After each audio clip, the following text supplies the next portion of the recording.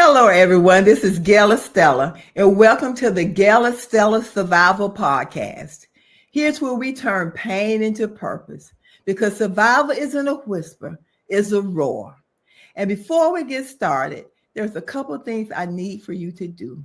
The first thing is, will you please go and like, comment, and share to the Gail Estella Survival Podcast? Next, where are you tuning in from? I'm here in Aiken, South Carolina. Put in the comment box below where you're tuning in from. Are you following me on all of my social media platforms? If not, please do so at Gail Estella. And lastly, have you purchased your copy of Through It All by Gail Estella? If you haven't, it's not too late. You can go to truevinepublishingcompany.org, Amazon.com, and anywhere books are sold. October is Domestic Violence Awareness Month, which is near and dear to me. And October is Breast Cancer Awareness Month. And I wanted to do something different for the month of October because there are two people that are near and dear to my heart. One is a breast cancer survivor, and she's our guest today. And another one will be aired later. She's undergoing treatments as we speak for breast cancer. But the young lady I'm going to talk to today, what can I say about her? I met her when she was in high school, maybe 16 or 17 years old. I saw her go through high school. I saw her have her wedding. I saw her children being born. And I saw her go through each phase of cancer with such grace and strength, and she was so courageous, and I admired how she walked through what it was that she was walking through. And not only that, she was one of my original ball bowling beautiful beauties. I'm going to allow her to tell her story, and it's so compelling. And I'm going to be quiet right now, and I'm going to introduce her to you, Miss Jackie Jones. Good morning. Thank you for having me this morning, Gail. Oh, how are you doing? I'm doing great. I'm in a good place. You're in a good place. You look so good, because the last time I saw you, because I was your stylist for all these years, and your hair was shorter than mine. And I'm looking at you now, you have hair. Yes. You look so cute. Thank you. Thank you very much. I owe it all to you. Oh boy, Jackie. Let's see how we get started. I met you when you were a kid, and we talked about that. So tell us a little bit about you before we get started. Okay, well, let's see. I am 54 years old, soon to be 55 on Christmas Day, and I am married to Tim Jones, and we have two beautiful daughters. They are both in college. Our youngest is at the University of South Carolina, and our oldest is at Dartmouth, and she is a senior, and we're so excited that she'll be graduating in the class of 2026.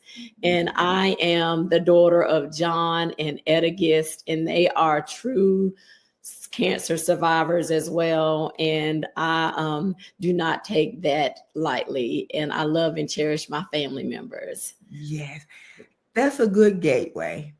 You said that they are true cancer survivors as well.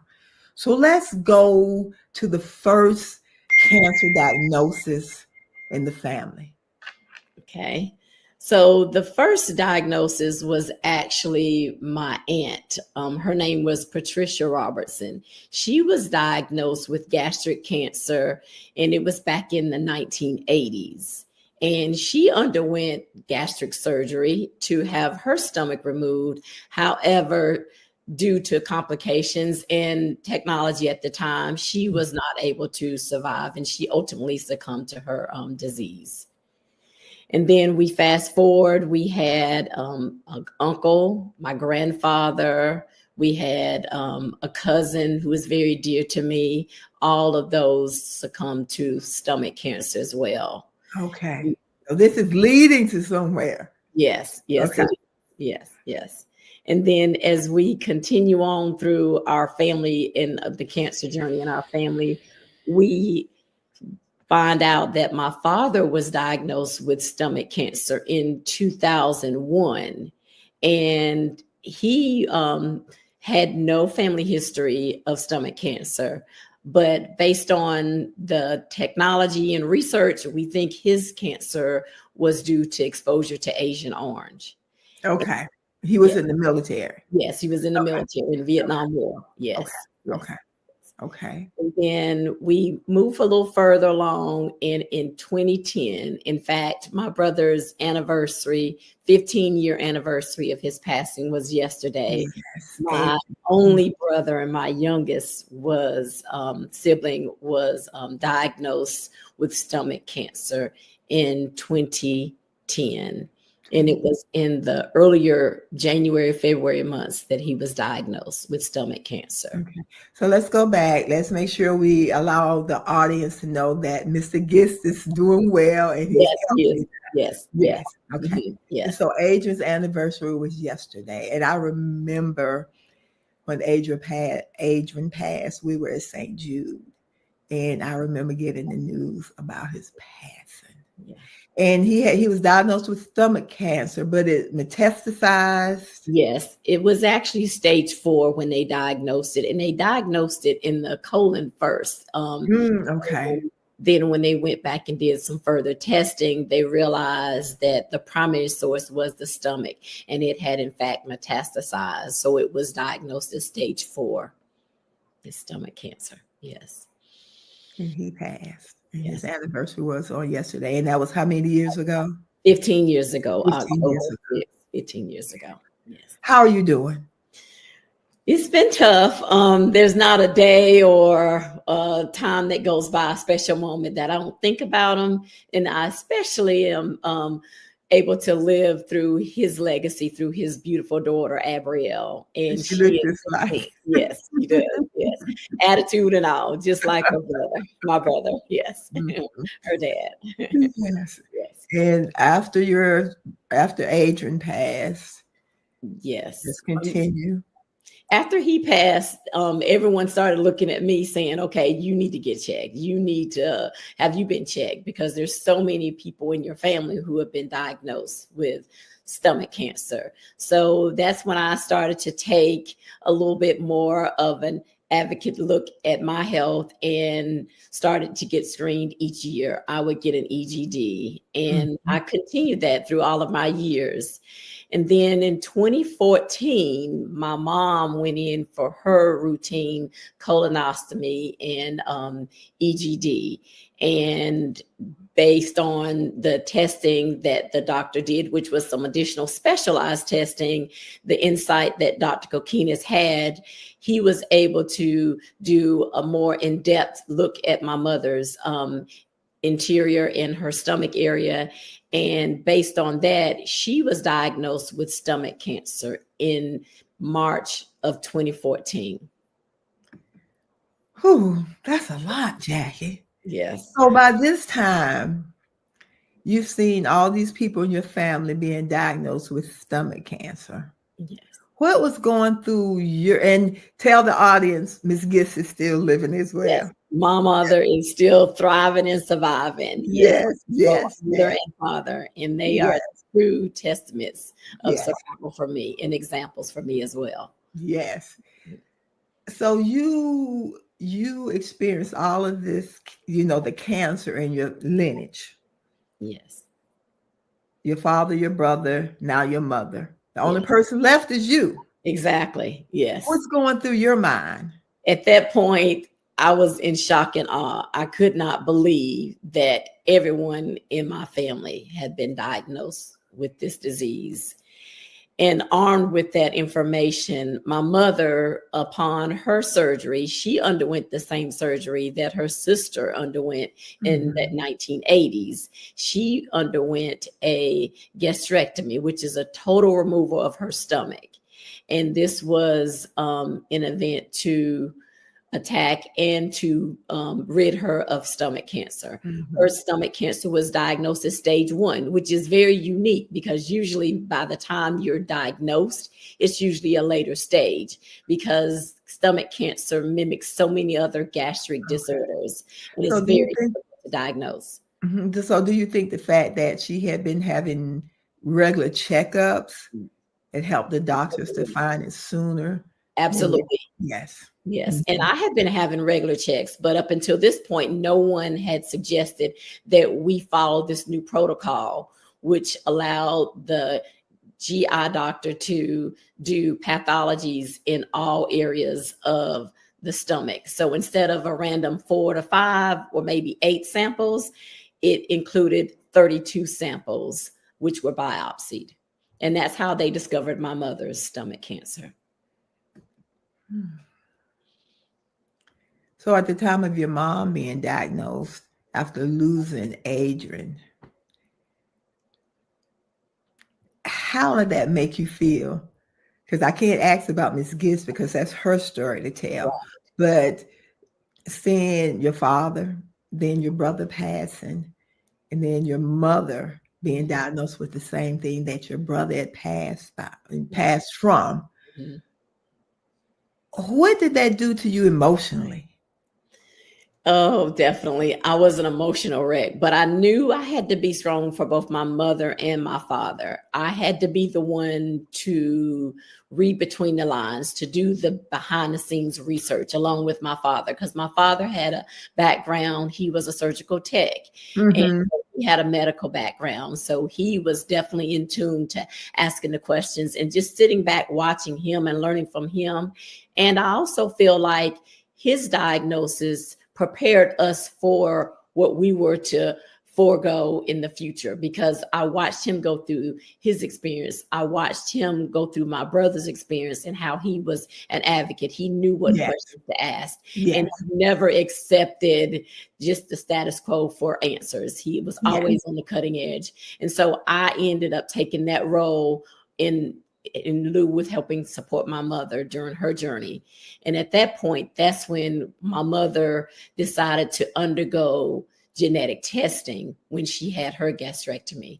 And that was the key that unlocked the door to the mystery of the many cases of cancer in our family. In your family. How important is it to educate yourself on your diagnosis? How important is it to ask questions? Because we all know that doctors that come in, they give you they come in, they give you the clinical terminology, which a lot of us do not understand. Absolutely. They're in and they're out. They don't show empathy. A lot of them don't show any type of compassion. And they give you this treatment plan. Well, we're going to do this, we're going to do this, we're going to do that. And a lot of people just follow what the doctor says. Right. Mm-hmm. How important is it for us, first of all, in our community? A lot of times we don't want to talk about what's going on. Right. We don't want anyone to know that we're diagnosed with X, Y, and Z. Right. But then in actuality, if we talk to people, we can find out that someone has undergone the same thing, or they could educate us, or like you say, tell us how or inform us how to ask the right questions. Right. Definitely. I think it's key. I think the one thing I learned from all of the experiences is to always have someone with you when you go to your appointments, because as you're getting any type of medical news about your health, especially something as serious as this, it is so vital to have a second ear, because you may misunderstand something, misconstrue something, but that person who is not so deeply connected because it's not physically their body, they will be able to in turn hear those things that you're missing, but also ask those questions that you may be thinking about, but you're not quite able to get it out because you're still trying to grasp and understand the information that's being shared with you. Yes. So that's the key, I think, having that advocate person there with you, that support system. And I can say we've been truly blessed as a family to have that. It started with my dad, and then he's been an example for everyone else. And so when my mom was going through her situation with stomach cancer and the diagnosis and treatment, I knew that I had to take on that role. That was God's calling for me to say, hey, it's your time now, Jackie, to step up. And you have to be that person, that strong support system. So through it all, even though I knew in the back of my mind, I was going to have to, at some point in time, be faced with some decisions to make regarding my upcoming health journey, I knew for that moment, I had to be there for my mother and father and advocate and ask those questions. And so I was right there with my dad with every single appointment that my mom had. Our family, my husband, my daughters, we were there for my mother when she underwent her gastrectomy at Duke and when she underwent her genetic testing as well. So I think asking those questions, not being afraid, doctors don't always know the answers. And a lot of times we also shy away from telling truthfully what's going on with our bodies. Yes. That fear is powerful. And we have to learn to let go and let God when that fear comes in, because that's the only way you're going to see a breakthrough. You're going to break through. So how important is it to seek a second opinion? Absolutely. We sought a second opinion for each and every single one. Yes. We were first with Atrium, and our second opinion was with Duke. Although we were truly blessed that the doctor that my mother had at Atrium was right on point with the prognosis and with the treatment plan. And when we went to Duke, that was definitely confirmed. We just chose to follow up with the Duke doctors because my father had undergone his surgeries and treatment at Duke as well. Okay. So your mother has the genetic. Also, I was going to say too that it's almost like we go out and we don't look for the first car that we see and drive and take it home. We test drive several. We don't go out and buy the first house we see. But the first time a doctor gives us a diagnosis, we're so hesitant to actually think, okay, I can get a second opinion. And a lot of people don't realize that it is in your right to do so. It is, yes. That's a good analogy. That's a good analogy. Because I think a lot of times people take it personal. Well, this has been my doctor for so long, or I don't want to, I'm just going to go with what he says. I don't want to travel this far. I don't want, and so they stay. And then you may miss out on your breakthrough or your healing. Absolutely. And I've often told people that if your doctor gets offended by you asking for a second opinion, he is definitely not the doctor for you. He's not the doctor. Or she is not the doctor, either one. That's good. That's good. So Ms. Gibbs had the genetic testing done. Yes. And let's lead into your journey. So from my mother's journey, we found out that she carried a gene, and this gene is called the CDH1 gene mutation. And it is associated with several cancers, stomach cancer being one, and that was giving people who carry this gene up to an 80% risk of developing stomach cancer over their lifetime. And then leading to our whole theme of Breast Cancer Awareness Month of October, it also has up to a 40 to 60% risk of you developing breast cancer over your lifetime based on carrying this gene. And it's also associated with other genes. So I opted to have a prophylactic gastrectomy in November of 2019. And a prophylactic means a preventative stomach removal, because I, at that time, had not been diagnosed with stomach cancer, but there was no way definitively that they could tell me I did not have it unless they removed my entire stomach and did a full pathology. Okay. So how is that making that type of decision? Because something that big and radical, that changes your mental state, your physical state, your being, how you move, how you eat, everything. So was that something that you discussed with your family, or a decision you made yourself? Lots and lots of prayer, lots and lots of discussions over and over and over with my husband, with my parents. It was constantly, and talking back and forth with doctors. And in addition to that, I was having additional tests. They decided to do the 32 sample for biopsies of my stomach as well. And after they did that, mine came back negative. And they came back to me and they said, okay, it's negative. What do you want to do? And I looked at the doctor and I said, so can you definitively tell me that I do not have stomach cancer? And they gave me the same speech that they had previously said. And that was, unfortunately, they could not. The only way they could do that was by removing my entire stomach and doing the full pathology. So armed with the prayers, the support, and just the knowing and the knowledge that things were going to be all right from God giving me the insight, I opted to have that surgery. And I knew that my life would never be the same. I was always small, but I knew it was going to be a journey to gain that weight back. I knew it was. But in all honesty, my mom had already set the pathway because she had undergone that same surgery several months before me. So I had an example of her going through that surgery and overcoming it to let me know that I too could survive. Okay. So each time someone was diagnosed, we had a learning experience that helped propel us to get us to the point where we're at now. Okay. I like that. So with each time someone was diagnosed,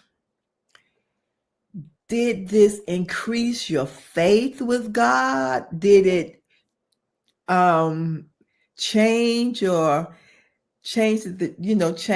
trajectory of your relationship? Where did God come in all of this? Absolutely. He was there through it all from the beginning up until now, and he'll be there in the future, because I knew that every decision that I made and every decision that our family made, we always led in prayer. Okay. And when I decided to have my gastrectomy, although there was lots of apprehension, people were afraid because they did not know how my body would respond. And they also wanted me to know that you don't have to do this right now because you don't have stomach cancer. And so it was me having that foresight to know that I still need to have this done, because I had seen what had happened to my brother and watching him go through everything that he had gone through. And I can remember him telling the doctors, do whatever you have to do to allow me to survive, to be there for my daughter. And I knew that same experience that I was going to be going through. And I knew that I wanted to be there regardless of what happened, to see my daughters grow up. And so it was, even though it was a hard decision, I was at peace with it. You were at peace with it. I was at peace with it. So you have the surgery. I have the Your surgery. stomach is removed. My stomach is So removed. what was that like for you?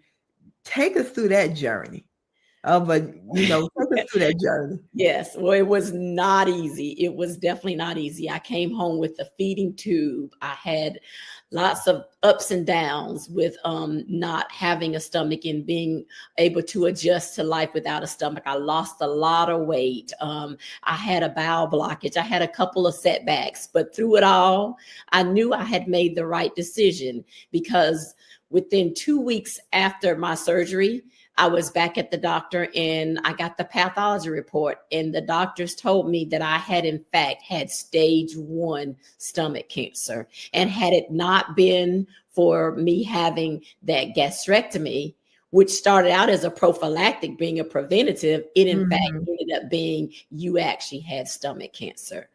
So I thank God every day, because that decision allowed me to not have to undergo chemo or radiation for that diagnosis. The radical decision to have my stomach removed was the final and full treatment for that diagnosis. So I am forever grateful for God giving me the courage and the strength to go through that decision. And I just cannot thank him enough for that. Mm-hmm. And the courage and the strength to listen to yourself, to listen to your spirit. Yes, definitely. Yes. But I just felt like he didn't put me in this position for me to see all my previous family members' experiences, for me to sit back and just settle. Yes, absolutely. Yes. I do swim for my brother. Totally. Yes. Even until today. Yes, absolutely. Absolutely. Through today, even still. Yes. Okay.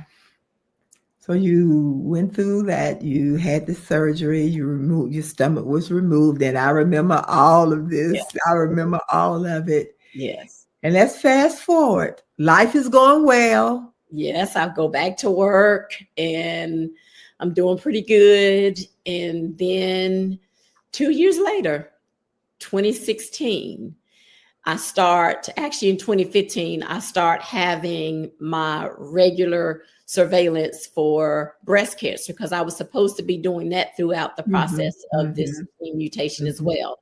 And mhm. that protocol requires you to have a MRI and a mammogram every year. So every 6 months, you're doing one or the other. So after 3 of those, a mammogram, an MRI, a mammogram, and then my 4th MRI, that's when the doctors come back and they say, we notice a suspicious spot on your right breast. So I undergo further testing.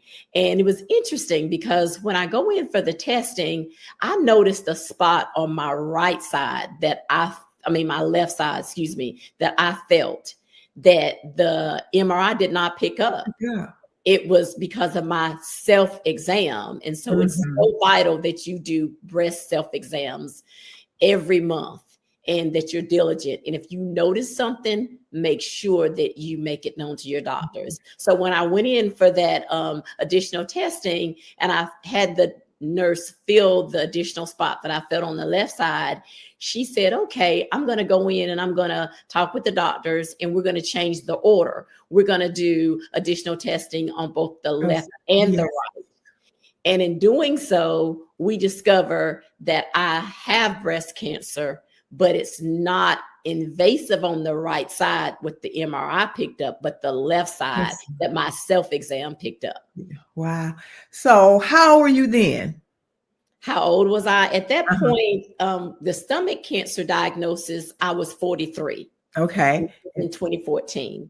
In Mhm. 2016, I am 45 when I have 45. my first So stomach. remind the audience again, because most of the time they tell us to start having mammograms at what age? 50, 40, 50? I think they say 40. Well, I've heard 40 and 50. Yes, Okay. So definitely. Yes. remind the audience again why you're having these routine mammograms. I'm having these routine mammograms because of the CDH1 gene mutation. That Mhm. mutation is associated with breast cancer and Okay. increased risk of breast cancer. Okay. But I also know that it's key that if anyone in your family has had breast cancer in your immediate circle, you need to advocate. There's Mhm. so many different protocols out there. You need to make sure that if you have dense breast tissue, that the doctors are doing the 3D mammographies to look closely at your breast tissue. My tissue was definitely dense. I had dense breast tissue. And throughout, I had been getting my regular screenings since I was 40, I believe it was. And I didn't have any history of breast cancer at that time. And no one else in our circle or in my family, my mom, my aunts, my uncles, none of them that we know of have been diagnosed with breast cancer. I do have a dear cousin on my father's side of the family that was diagnosed a few years prior to me, though. But on my mother's side, which is where this gene mutation, there was Mhm. no one at Mhm. the time that we knew of. So I was definitely 45 when I had my my first diagnosis of breast cancer. So at that point, it's 2014 stomach cancer diagnosis, 2016 first diagnosis of breast cancer. Okay, so you're diagnosed with breast cancer. You've gone through the stomach cancer. You've Yes, gone through that journey. Life is well. You're back teaching. yes, And now you go for your checkup, and the test revealed that you have breast cancer. yes. Can you remember how you felt at that time? I actually can because I remember when I went, it was right because my checkups are usually right around Halloween in October. And so it was right after Thanksgiving break that I go in to get the results. And my father and my mother and my husband are with me. And we were sitting in the office and we were waiting for the doctors to come in and talk to us. And as soon as they told me I had breast cancer, I had a peace about the decision, the diagnosis. I was not overwhelmed. I was not shocked because, mind you, I knew that based on me carrying this gene mutation, that chance was always there. And I knew that I had been following and monitoring my body so carefully. So unlike the stomach cancer diagnosis, I had a peace about myself. Okay. And my dad was the one that said to me, Jackie, you mighty calm about this. That's what I was going to say, because you're the person. Yeah. And when I was telling the kids with children's church on Sunday, we have a white line, we have a black line, and then we have this gray. But you're that white and you're that black. Yes. I've been told what can happen. Yeah. This could potentially happen. It happened. So now let's do something about it. Yes. There's no need for me to get all upset because they already told me it could happen. Yes. Mm-hmm. So what happened? What's next? Yes. So when my dad said that, And I looked at him to say that. That's big too, because he pretty much showed sometimes like that too. They knew me well. They knew me well. And I said to him, I said, well, the way I look at it is, if I can survive stomach cancer and having my stomach removed, I can survive anything. Tell us about your husband. What was Tim's reaction? Or did he just feed off of you? I think he just fed off of me in the room at that time. Yes. Yeah. He's probably looking at you like this. Yeah, they were waiting for the other shoe to drop. But and I will say that the days and weeks after, when I found out what was to transpire, what my treatment plan was going to be, which was I talked with my doctors, and it turned out that after doing my research, I decided not to pursue treatment at Duke. So I pursued treatment at Novant, which was a lot closer, because the doctors and just knowing the treatment plan, it was going to require lots and lots of medical visits and doctor's appointments. And I felt like being closer to home would be much more beneficial for me. So I did go to Duke for a second opinion, though. That second opinion here, yet again, is very critical. And it was interesting. Both the oncologist and the team that I met with in Charlotte with Novant, they had the same treatment plan that Duke had in their breast cancer center treatment center. And what was your treatment plan?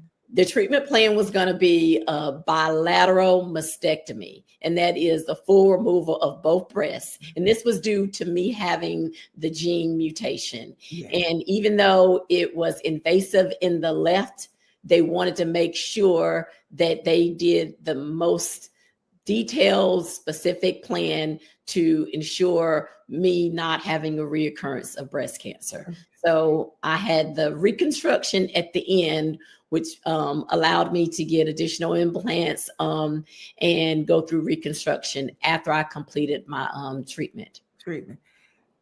So you've lost your stomach, part of your body, your organs. Yes. You're facing, or you're having to lose your breasts. Right. Which a lot, we pride ourselves on our physical body. Right. Was it ever a point in time did you feel incomplete, or by doing this would make you incomplete, or having to lose so much of your identity because of your health? Did that ever overwhelm you? Did you ever cry, Jackie? Yes, I did. Okay. I definitely did.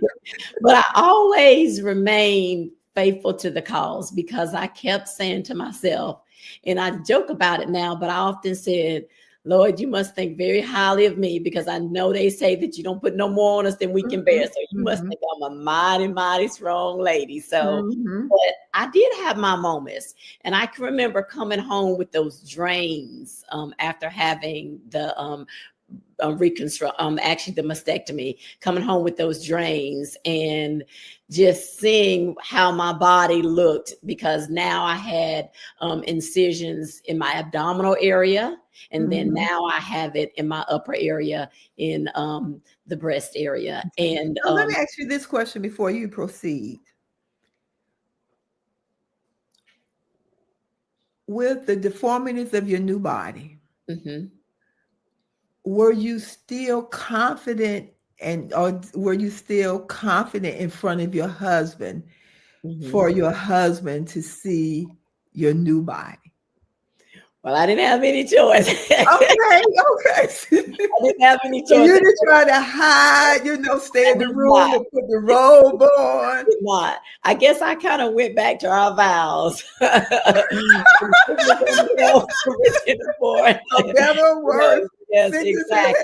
Yeah, exactly. So how did he comfort you at this time? Well, he was 100% my rock. Yes. He was always there supporting me through it all. I don't think if he thought anything, he never said anything about the looks. And I was very blessed and thankful for that. And I still am to this day. Yeah. Because I always told you, I admired him. I always respected him. But once you went through your cancer journey, my level of respect intensified for him, because he was right there. And I would often tell you, because you could be a little, and I would often tell you, girl, some men would have left you parked in the wheelchair in front of the window, looking out the window while they leave, and help you there until they got back. But he was so good. Yes, he definitely was. And there was a point when... And supportive, I think that should be the word. He was so supportive. Yes. Definitely, he was. There was a point when, and I think it wasn't during the breast cancer treatment, but it was during the gastrectomy when I had the bowel blockage and I had to go back into the hospital at Duke. And I was in there for about a month as they tried to diagnose the bowel blockage. And then I ultimately had to have the bowel blockage corrected with additional surgery, and I had another feeding tube. At that point, I dropped down to about 90 pounds. And mind you, I had gotten up to about 140 due to some additional support prior to the gastrectomy. And then I dropped down to about 115 after the surgery. And then when I had the bowel blockage, I dropped down to 90 pounds. So at that point, I'm just barely hanging on with meat and bones. And at that point, I was very, very self-conscious. And that was a very difficult time. And I was in and out of sizes, very, very, very small and tiny. And it was a struggle to get back to eat again. And so that was definitely a time when I definitely looked in the mirror and I was like, oh my gosh, look at how small I am. So I definitely did go through that point. Yeah, definitely. And if I were to look back at it, it was definitely a trying time, but I knew I had to keep going because I was a school principal. So through this entire journey, every time I recovered, I went back to work. Yes. So in order to do that, I knew I needed to keep up my weight and I needed to try to be as strong and as healthy as my body would allow for me to endure the rigor of being a school principal. Yes, because I can even remember when you were going back and asking you, what do you think you need to go back right now? Because you would come in the salon and you would have 2 phones. Yeah. And I would be so concerned about you because it just seemed so stressful, your position and then what you were going through with your health. So how, doing all of this, Jada and Layla? Yes. How were they coping with seeing their mother go through these different diagnoses? How was it for them emotionally? I would definitely say it was tough for them. They had lots of support. I think the saving grace for them was that they were super active in many extracurricular activities. Mhm. And we tried our best as a family to work together to make sure that they had as much normalcy as possible. But one thing we did not do, we did not keep the truth from them. We made sure that after we prayed about it as a couple and with my parents, that we took it to our daughters, and they knew exactly what was going on. We didn't hide anything from them, because I felt that in order for me to endure this, I need to be as transparent with my Mhm. immediate family first, and Mhm. then with my church family and my community and my work family as well. So Mhm. we had to make sure family and home was taken care of first. Mhm. So it was definitely a tough time for them. But I think having that strong support system with their friends, their teammates, their coaches, their teachers, and by being a former teacher and then an administrator, there were so many people within our Rock Hill School District family that wrapped their loving arms around our Mhm. family and helped us through each journey that we had. Mhm. Did they ever express concern, or after seeing their uncle pass, did they ever, express concern that this could be your fate or that could be your fate as well? They never said anything, but I Okay. think they did. I think Mhm. they did. But they were younger when my brother was Yeah. diagnosed, Mhm. because that was in 2010. So Jada would have been 4, I believe, at Yes, the time. yeah, they were, They yeah, were yeah, younger. yeah. They Mhm. knew he passed though, and they can remember, but they were younger, going down to visit in Jacksonville before they moved back to the Rock Hill area. Mhm. So, but they knew the journey, and they were told about it, and they heard about it, and they heard my story, Mhm. so they watched and just kind of took it all in, and we would talk about it, and we would always pray about it. Yes. And I think that was key for us as a family, and for them having that normalcy as much as possible. But we never, ever kept anything from them from day one. We had to be transparent with them, because I wanted them to know what I was going through, but I also wanted them to see me fight and Yes. see me Yes. go through the Yes. struggle and come out on Yes. the other side. Yes. Yeah. Yes. Yes. Yes.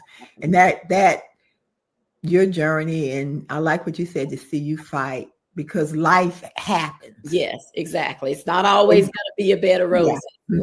Life, and as Mhm. they say. Mhm. Yes. So you served as a great example for them, a true testament of what survivalship looks like.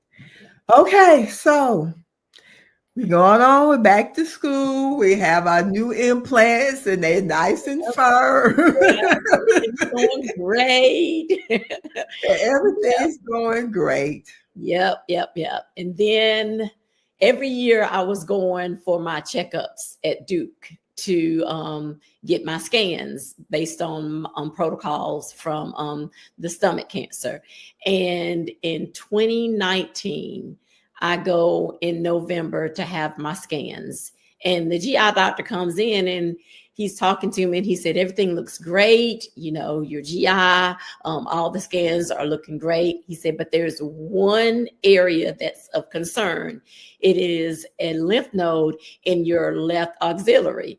And the first thing I said was, what is that? I didn't know Mhm. even what a left auxiliary was. Mhm. Mhm. Unbeknownst to me, that is lymph node in your left underarm, your armpits. Okay. And he said, I've already reached out to our Duke breast cancer team, and I've already sent this results to your Novant team in Charlotte. So from that point, I go in and I get additional scans from my team in Charlotte. And I want everybody to hear this very closely. This is one of those times when I know God kept me through this. So I go to have the scans done, and I see the radiologist in Charlotte with Novant, and he does an ultrasound. And he says, I don't see anything abnormal about this lymph node. He said, everything seems normal. He says, not anything unusual that I'm noticing. He said, now tomorrow you will go see your breast cancer surgeon. He said, but I really don't see anything of concern with this lymph node. So I was breathing a sigh of relief. I was like, whew, this is great. So I go in, I believe it was the next day or the day after that, to see my doctor, Dr. Turk, the surgeon.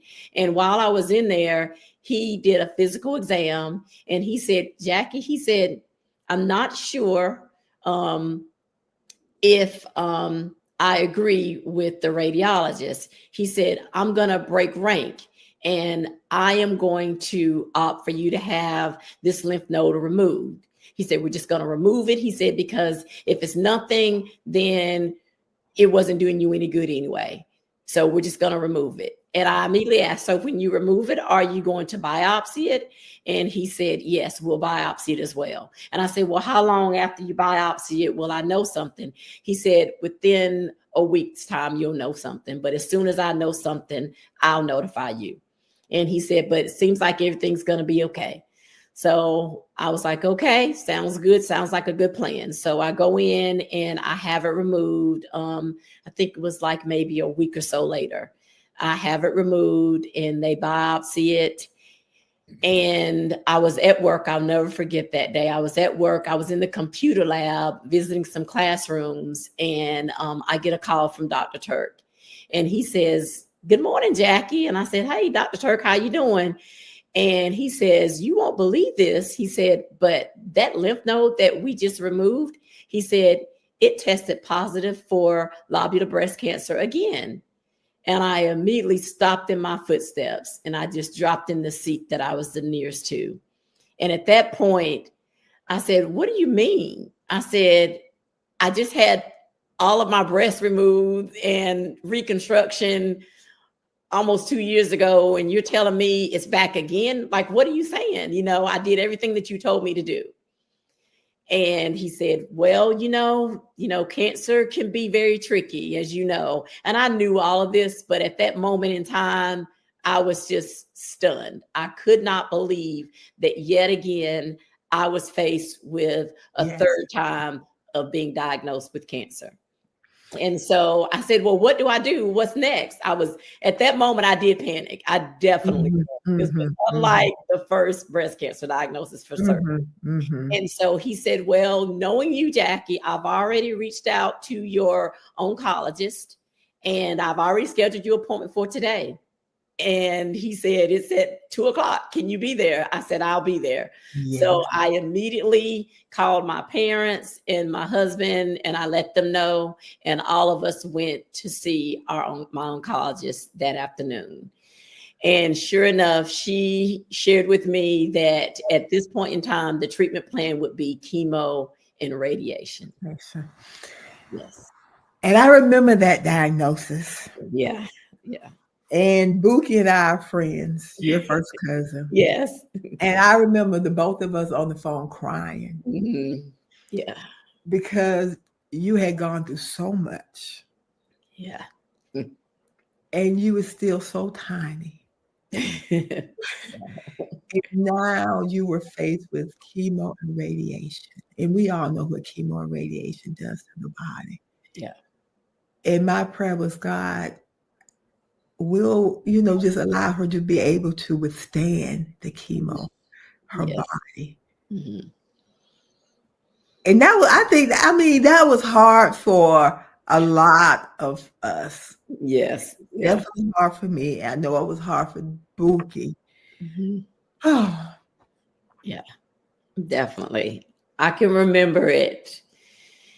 And I think up until that point, even though I had been diagnosed twice before, this made it more real. Mm-hmm, mm-hmm. Because you could have looked at me before and not known that I did not have a stomach. Mm-hmm. You could have looked at me before and not known that I had breast cancer because I had done the reconstruction. But now I knew with chemo and radiation that you would be able to look at me 100% and know that I was going through something. Mm-hmm. And one of the ways is losing your hair. Yes, definitely. Definitely. How was that for you when you knew or was faced with the fact that you would have to lose your hair? Were you the same way as before? Well, this just comes with the diagnosis. The hair is No, okay, or no. was that one of the harder things for you to lose your hair because you had Initially a it big, was. healthy Yeah, head of yes. hair, the Initially it epitome of was. a healthy head of hair. I kept asking the doctor, is this chemo gonna take my hair out? Because I know there are some chemos that don't take your hair out. And she looked at me and she said, it will take your hair out, Jackie. And I said, well, I did some research because every time I would go to the doctor, I was armed with some new information. Just like me. I did some research and you can put this cap on your head and it's going to help you not lose your hair. She said, you're going to lose your hair, Jackie. And she kept saying that, and she did not waver, and she didn't get emotional about it. She didn't try to talk me up or down. She just stayed in that normal, calm voice. And at that point in time, I knew it was going to happen at some point. But I did think that I could outsmart my the whole hair loss, and I felt like if I did not comb my hair and just kept it tied up, that I would prolong the hair loss. Well, unbeknownst to me, that didn't matter. And it just was still going to come out. It was shed. And I remember waking up that morning and I think I took the scarf off. And when I took it off, there was just pieces of hair, chunks of hair in the scarf. And I just immediately ran and yelled for Tim. He came upstairs. And I said, look, look, look. And I looked at the pillow. There was pieces of hair on the pillow. And I knew at that point it was time. So we actually videoed it. Tim, we got the girls in the bathroom. They came in and I cried and he shaved it off. But at that point in time, even though I knew that it had to come off and I knew that it was a part of the process, I knew that in order for me to get to the other side, this too had to happen. And I was no different than anyone else who had gone through this journey. You know, and with your support, the support of the Bald, Bold, and Beautiful empowerment movement and campaign, and just the support of so many people. And it's interesting. I was watching Good Morning America, and I saw a special, and they were talking with Ayanna Presley, and she's a congresswoman, and she was talking about having alopecia, and she was bald, and she had this brilliant, bright, vivid red lipstick that she was wearing. And I said, wow, she's beautiful. And that coupled with the movement of Bald, Bold, and Beautiful, and just being able to see myself in a new light, I had to go through this to get to where I'm at now. Yes. And it was interesting because even after my hair started to grow back, I decided for several more years to keep it bald. I know you did. You did. You did. Yeah. So your journey, the chemo and the radiation, how grueling was that for you? That was definitely, I tell people that, and it's interesting though, having a gastrectomy and having a bilateral mastectomy, neither one could compare to the grueling treatment of chemo. Now, I survived it. I definitely did. And I did a very aggressive treatment. When I went for my second opinion for the reoccurrence, because I did again, I went back to Duke. And this time, my oncologist wanted to go a more aggressive route of treatment. The Duke team did not want to go quite as aggressive, but they still wanted to do some similar treatment regimens of the medication. But I opted to do the more aggressive, and I stayed with the Novant team. So it's literally putting poison in your body and watching to see how your body responds. And I went through so many different emotions. I was angry. I was Who are weak. you angry with? Angry with God, angry with the diagnosis, angry with the doctors.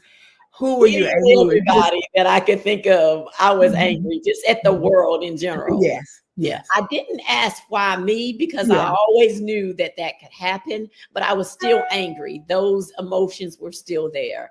And I just felt like I had done everything that I was supposed to Supposed do to do. yet again. Mhm, And here we were faced mhm, with this disease again. mhm. And also, I had to take one of the same treatment regimens that my brother did. And they call this treatment the Red Devil. And it's red chemo. And they come to give you this treatment in like a hazmat suit, basically. They Yes, yes. up and they mask up. And I'm looking at this lady like, I know you're not getting ready to get It's me. something like your movie because that's how Aja received hers. That's how strong her Yes, chemo was. yes. And it reminds you of a movie, something you Yes, see on it does. television. It does. And I remember my brother had to go through that same treatment. And I know how grueling it was on him. And then for me to fast forward 6 years later, well, actually 9 years at this point, to Mhm, be going through this same regiment, I knew it was going to be tough on my body. mhm, But I still drew strength from watching him go through it and make it through to the other end of that treatment. mhm, But it was tough. It definitely was tough. I will not lie. And I started my treatment at the end of February, and I went all the way to June 14th with the actual chemo. Then I took a break. And then right after the 4th of July, we started the mhm. radiation. Yes. Was there ever a time once you've received the chemo and your body was reacting to the chemo, was there ever a time that you just felt like, God, I'm tired. I don't want to do this anymore. It's just too much. Did you ever feel like that? Absolutely. Is it Absolutely. okay to feel like that? It is. It is. It is so important. And during that time, that's when I actually started my therapy. And Mhm, because I went through my treatment during COVID, I started off in the beginning of February of 2020. So, and it didn't end until the end of the year of 2020. So my whole regiment of treatment was during the midst of COVID, the peak and the hype of COVID. And I can remember starting off the first couple of times, I had a support person with me when I went to get my chemo. But then there came a point when everything was shut down and no longer could a support person come with me for my treatment. So Tim would drive me up every week because at that point I was going every week, and he would sit in the car and I would undergo my treatment with no support person beside me. But he would be waiting in the car, and I did feel his support there in the car, the parking lot of the hospital. And then when it was time for me to leave, I would text him and he'd pull up and they would assist me with getting in the car. But during that treatment, I can remember being very stubborn also because mhm. I didn't want to eat, I didn't want to drink. But there came a point in time when I realized that if I wanted to get stronger and to beat this, I had to do these things to survive. If you wanted to live. Yes, exactly. And that is what made me say, okay, as tough as it is, as much as I don't want to do this, I have to do this. Mhm. And I can remember the doctor saying to me, after your second or third day of treatment, I want you to come back in and get some fluids. After you get fluids, you'll feel so much better. I would not do it. I would not do Just it. being stubborn. Just being stubborn. I think it took like about 3, 4 more weeks of just being miserable and fatigued and Mhm. tired and just feeling every emotion under the sun that finally I said, okay, what else can happen? What else the worst thing that can happen? I'll just go get the treatment. Well, The let me ask you this, because you're a leader, you're a principal, you're an authority, And that's just naturally your personality to be in control. Definitely. So with some of what you're saying, did it make you feel that I have no control anymore? So the only control I have right now is to rebel. You can't tell me what to do, or what, to maintain some of who you are.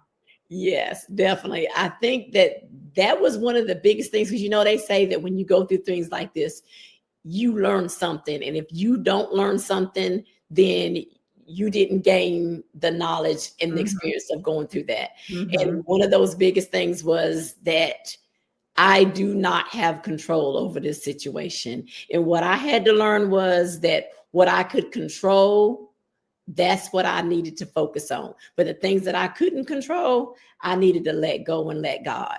Okay, so tell us about let go and let God. That was so critical for me, because just like you said, in my role of being a teacher and then ultimately into my role of being a principal for those 15 or so years, I was used to being in control, used to making the final decision, used to having the weight and the burden of making those decisions that impacted others and leading others. And so in doing so, I learned through this process, I had absolutely no control, that I had to sit still and let God have his way and let God be in control. And that was so difficult for me. And I think because I kept fighting it over and over and over, that's what was giving me the most angst. But when I finally said, okay, I need to go get fluids. I need to do what I'm being told to do, not try to fight it, not try to come up with an alternative plan because it's not working. And it took me to get to that point. And even to this day, I still have to say, God, I have to pray this prayer of serenity, because I know that I don't have control of everything. Even though my mind may try to make me think I do, I know I don't. And so accepting that was key for me. And what I hear you saying, the word comes to my mind is surrender. Yes. Sometimes we just have to surrender. Yeah. And know that it's not about us, it's bigger than us. If we just surrender our way and our will over to God, and like you say, let go and let God, just give it to him. Definitely. Let him do what he's supposed to do. It's easier said than done. Yes, definitely. But it was not easy. And I think every time I felt like I was getting to that point, it seemed like the enemy would always come back in and try to tear it back down. And I would have to just. And what voices would you hear? What would the enemy tell you? Okay, well, this is getting ready to happen. Oh, you got to do this. Oh, oh my gosh, it would send me into panic mode. Yes. And I literally was having panic attacks. Yes. I literally was. That makes sense. Yes, I was panicking. And every time I felt like I didn't have control, my body would go into panic mode. I would go into fight or flight mode. Yes. And so those sessions with the virtual counselor, because we were in COVID mode, was critical. Even when it came time for me to go back after. I was going to ask you about that. Yes. Yeah, I went into panic mode then. Like I cried. I didn't want to go back because I was scared. What if I go back and this happens again? It was over and over. I had all kinds of doubts, all kinds of fears.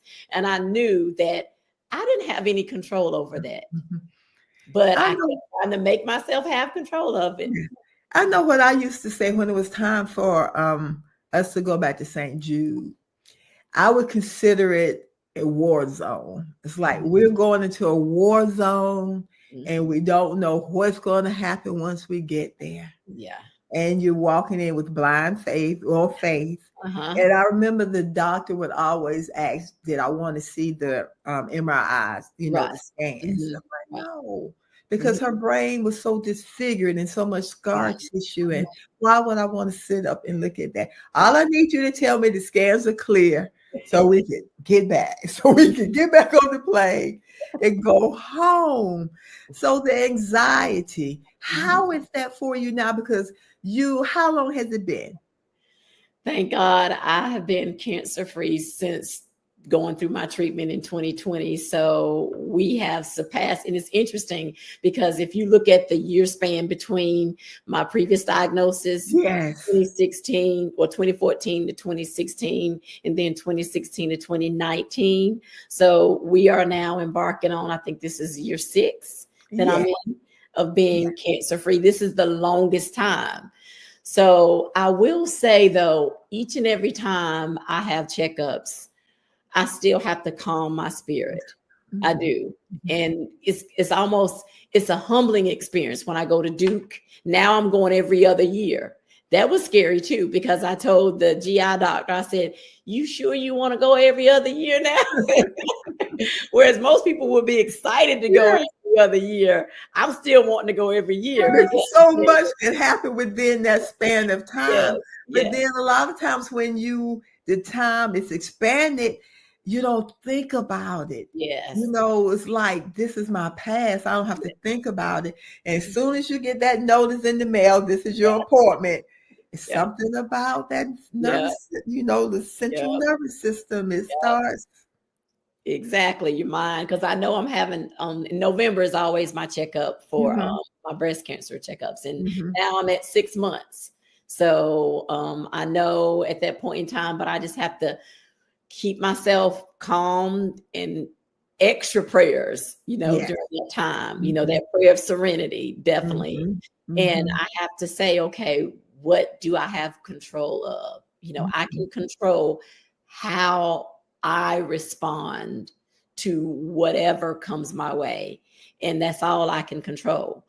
Everything else is in God's hands. And I have to look at it in that manner, although there's a million and one things going on in our lives and, things that are coming up that are exciting. I still have to keep that in the forefront of my mind at all times, because there's so many people that I know personally that are continuing to go through these journeys. I've continued to lose loved ones who were diagnosed and who haven't made it, who didn't make it, and who are fighting the fight now, all different types of diseases and cancers. And so I look at this as a time for me to use my story to support others, and anytime I can share my story, I want to, because I know that at least one person can learn something from what I've endured, because I feel like God has thrown so much at me in so many different areas.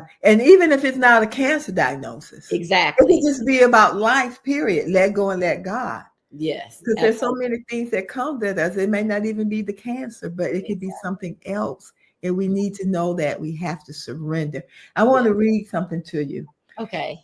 Cancer has a 5-year survival rate, 92% in the U.S. You surpassed that. Thank God. Yes, in 2025, about 40,530 new cases of breast cancer are expected among Black women. 40,000. That's a lot. 1 in 9 women will be diagnosed with breast cancer, Black women. Black women tend to be diagnosed at a younger rate than white women. Why are there such disparities, in your opinion? Wow, I think it's that fear of getting your regular checks.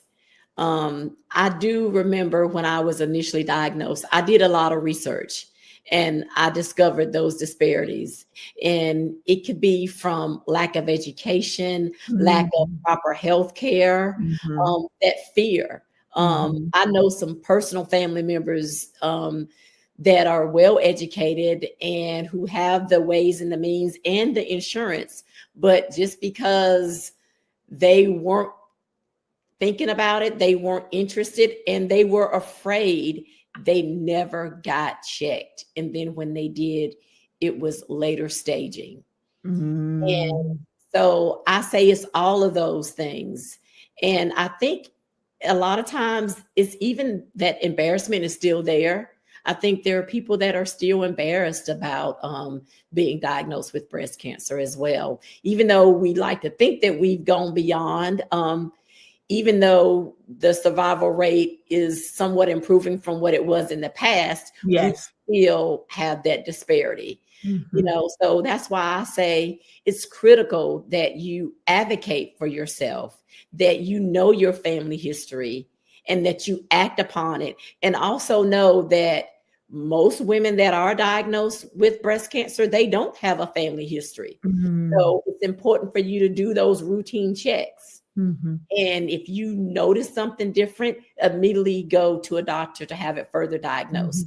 I Mhm. saw something on the news last night. It's so interesting that we were going to be talking today.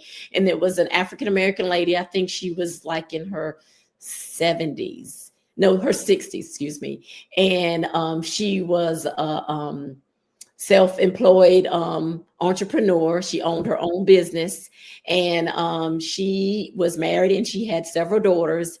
And she said she had never gotten a mammogram. And she said that she was having some GI issues, and she went and got checked because of that. And it ended up being that she had uterine cancer. And in doing that, they told her that she needed to have a mammogram, and she said she didn't have any insurance for that.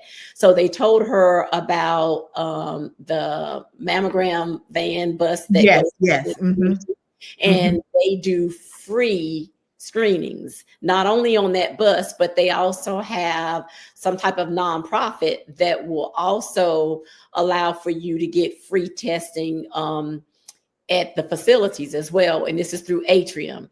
So that's how she was able to get her mammogram. And when she did, they discovered that she had breast cancer, but it was stage 4 metastatic breast cancer, and it had gone to the uterus.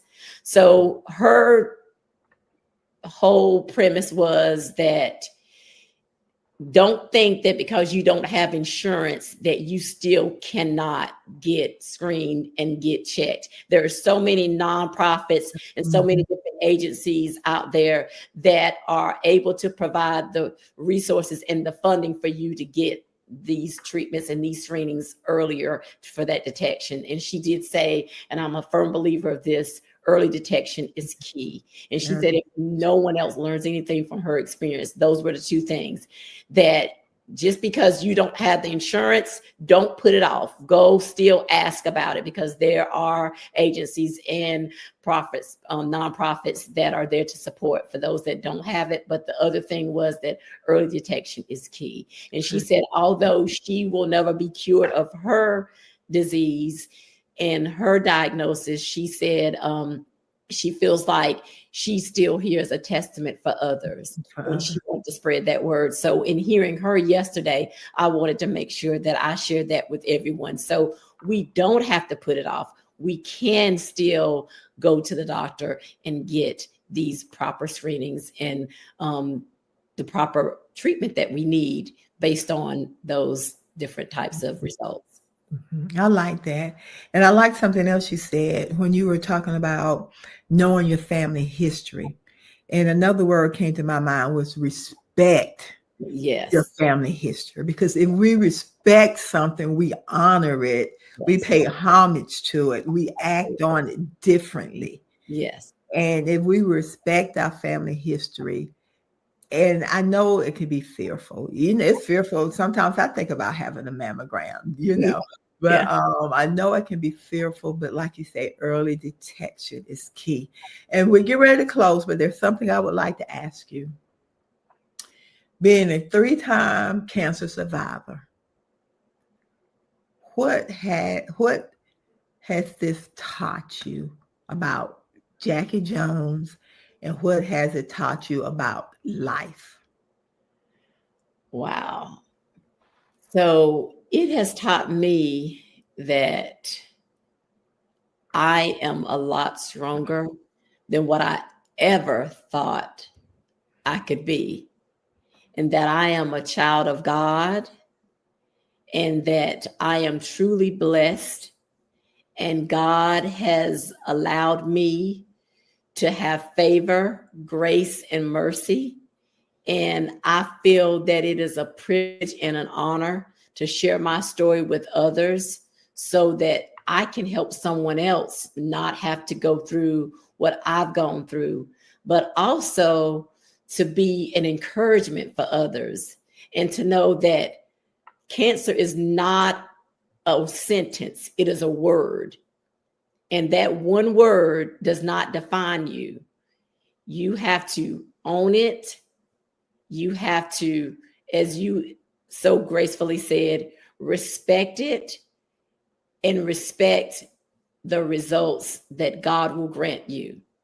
And so for me, it's also taught me that I don't control anything, no matter how much I may think I do. I had to learn a lot about myself. I had to do a lot of soul searching and a lot of soul seeking. And I still do that daily. But I do know that no matter what comes my way, that I draw strength from one of my favorite scriptures, and that is Philippians 4:13. I can do all things through Christ who strengthens me. Thank you. Thank you. And my last question is, this is the Gala Stella Survivor Podcast. Tell the audience 3 things that has helped you to survive. Faith, family, and resilience. Faith, family, and resilience. The Yeah. ability to stretch. Yes. But no, we won't break. Yes. I love it, and I love you. Love This you has been too. so good. Thank you, thank you, thank you so much. Thank you This for having means me. girl, this means the world to me because I was there and I saw and I see who God is and what God has done for you in your life and what He's continuing to do in your life, your family, your parents. Yeah. And I also want to share with you, Gail, too, that, and you may not know this, but your journey prepared me as well.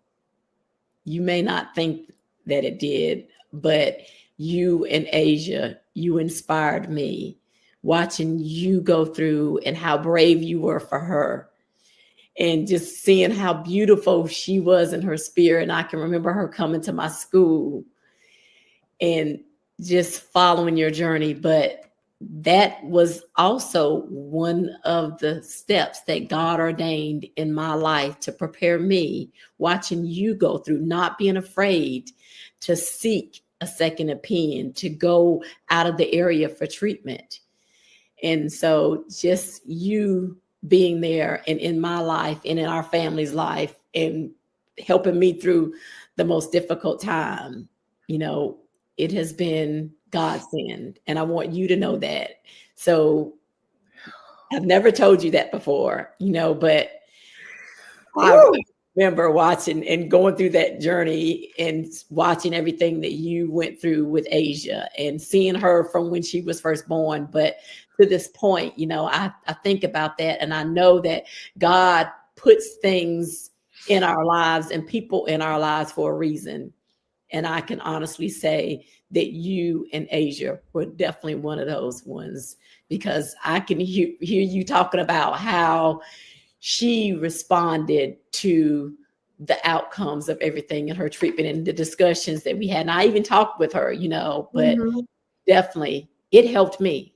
It helped me because I can remember at that time, I still had things coming that I didn't even know was coming, but it was your journey and Asia's journey that helped get me through some of those difficult times as well. So, Oh, thank you. you're welcome. Thank you. I love